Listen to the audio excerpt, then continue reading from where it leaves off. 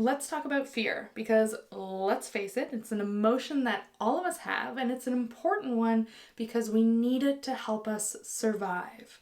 If there's a danger, a threat, if we risk losing our life, we need that fear to kick in to help protect us, to help us survive. That fear is part of our survival responses of fleeing, fighting, maybe even freezing. Fear is part of all of that.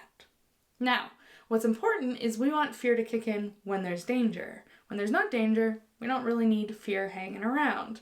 But the challenge is, often fear is lingering, maybe sometimes stronger than other times, but it's easy to be living in more of a fearful state. So I wanted to create this video to give a little bit of insight on how to recognize if you're living more in fear and how to support yourself so that you can start to shift out of that fear and into feeling some more freedom, some more space, some more connection with other people. Very important to not be living within this fear state, because when we are, our system is actually focusing so much on survival that it doesn't get to function the way it usually does. So fighting off viruses, any disease, being healthy in general, even digesting and going to the bathroom properly or sleeping well can really be impacted when we're living in that constant survival state. So my hopes is that you can recognize a little bit of when you're in more of that fear state versus what to support yourself to be maybe in less fear or maybe in no fear unless it's required. How great would that be? So the first thing I want to point out is how to feel fear. Right? We can have lots of thoughts about fear, of what we think when we have fear, of what we think fear looks like. But what I'm going to invite you to do is go into your body and notice how you feel fear. When you're in fear, what happens? If you need, you can think of something that might invite a bit of a fear response within you where you're like, okay, right? What do you notice? Maybe your eyes do something different. Maybe you hold your breath. Maybe your breathing changes. Maybe there's more tension in your body or a sensation in the chest or the gut or the solar plexus. Maybe you notice your legs are a little more shaky. What is it that you notice if you connect with the feeling of fear? Now, this is important to recognize because the more you can learn the language of your body, the more you can start to support yourself to move through the fear into something different. Maybe a little more expansion, maybe a little more freedom, maybe a little more of a rested state where you feel connected with yourself and with your environment and your friends, right?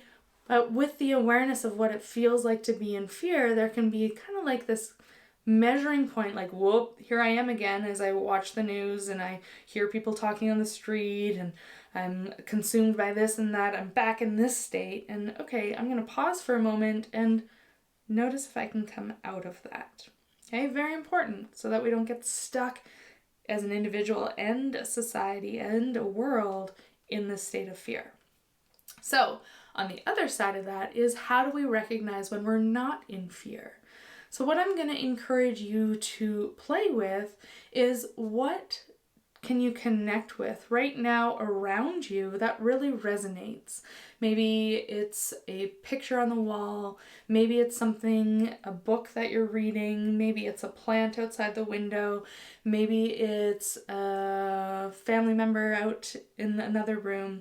But see what it's like to just let your attention be on something that you connect with that isn't involved in fear. Okay? That isn't caught up in this fear response and invites more of the fear response, but instead invites something else. See what it's like to connect with these other external resources that you have around you. Okay? Another thing you could do is go outside. Being outside is huge. Being able to just be connected with the ground, with the trees around you, the birds. See what it's like just to hear things other than the news right now, right? To just be involved in something other than what provokes fear, okay? Another thing you could connect with is yourself. Maybe feeling your hands touching your body, your bum on the seat that you're sitting on, your feet on the ground. Maybe it's a sensation within you that feels good that you're able to connect with. That's just like, oh yeah, there. That is not fear. That's something else, and I enjoy that much more than this fear experience. So, notice what fear feels like. Notice what something else feels like. Notice what happens in your body when you connect either with yourself, with things around you, with nature, that allows you to feel something other than fear, and then become familiar with that. What is it you notice then in your breathing? What is it then that happens in your body? What is it then that happens in your eyes and how your eyes take in the world? Right? Slowly start to be curious about this language your body has and use it as a tool to notice when you're more in this fear response and notice when you're not. What can you do to invite more of this experience of other, let's call it, okay? So, on that note, go play. Very important right now, going with what's going on in the world. I'm going to really encourage you to investigate and become curious about what is happening for you as an individual and how can you support yourself to be in less fear and more of this other state. Okay? I do have a downloadable audio thing you can listen to if you want some guidance on how to connect a little bit more with yourself and be reminded on how to just be here instead of caught up in the chaos of the what ifs and the fears. Right? So feel free to check that out, as well as just a little worksheet for you to explore exactly what we just talked about. What fear feels like, what other feels like, and how you can support connecting a little bit more with this other. So feel free to check that out. Link is in my bio or in the comments, depending on where you're watching this.